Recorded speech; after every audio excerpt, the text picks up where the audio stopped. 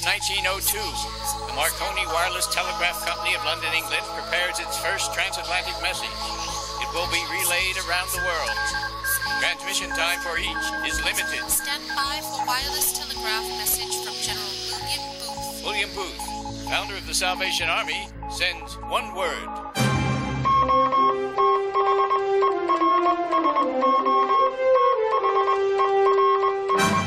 I'm Walter Cronkite, here to tell you the story of one of America's favorite charities, the Salvation Army. Have you wondered who these people are? This Salvation Army? I did, and this is what I found. I guess people at the Salvation Army are pretty much like all the rest of us. At least I'd like to think that. What is it about this organization that makes it, as they say, America's favorite charity? It prides itself on having a reputation for caring.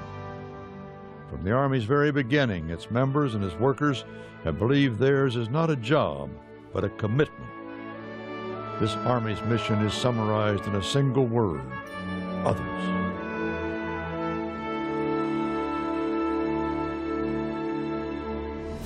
The year is 1865.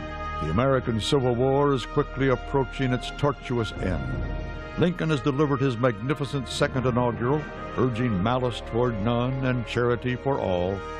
In Britain, William Booth, a 36-year-old Methodist minister whose wife Catherine was pregnant with their fourth child, resigned his position as pastor of a comfortable church and aimed the thrust of his ministry at the wretched poverty of London's East End.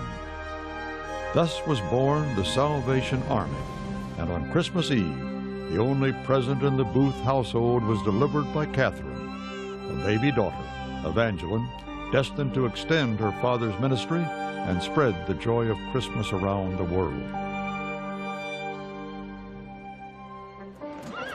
It's 1880, just 15 years after the Salvation Army's birth.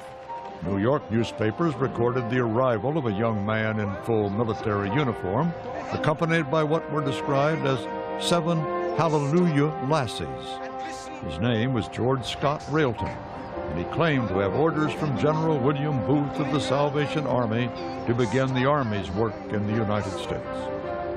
Near the docks in Battery Park, Railton and the 7 lassies attracted considerable attention with their singing and their preaching.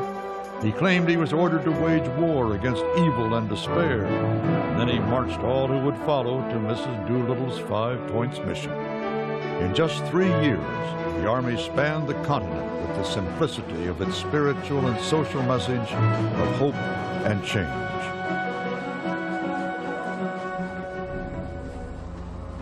In 1890, Catherine lay near death, but urged her husband to do something about the awful scourge of child prostitution.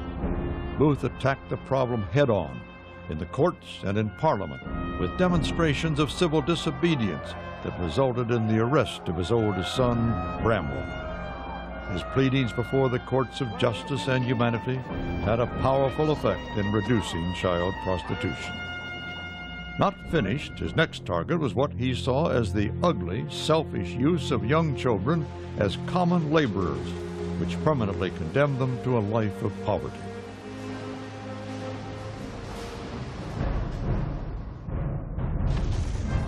Eva spends it all, the New York headlines trumpet in April of 1906.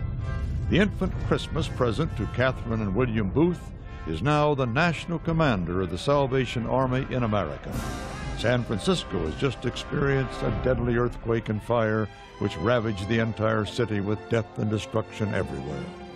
The commander, as she liked to be called, took more than $4 million, the Army's entire available resource for 1906, to the devastated city and spent it in relief of human suffering and pain. When challenged by the press, all she replied was, "God will provide." The record reveals he did. In 1912, as William Booth passed into glory, the world stood poised on the brink of war. World War I began in 1914, and by 1917 the United States was part of it. Eva, ever the national commander, won General John J. Pershing's approval and sent young men and women with the troops into the lines, bringing food and care and a touch of home. The Donut Girls of World War I seem elevated in myth, but history proves the reality of their courage. Story after story from every regiment and division, from every branch of service, revealed the compassion and selfless dedication of a different kind of army, a Salvation Army. Buddies, they were called, angels of the battlefield, bringing comfort and peace in the midst of war. The historic and memorable relationship of the Salvation Army with America's fighting men and women has continued through every armed conflict this nation has fought, always going over the top. And what of the Salvation Army today? That same sense of compassion, that same selfless dedication and devotion to people in need are the hallmarks of their creed.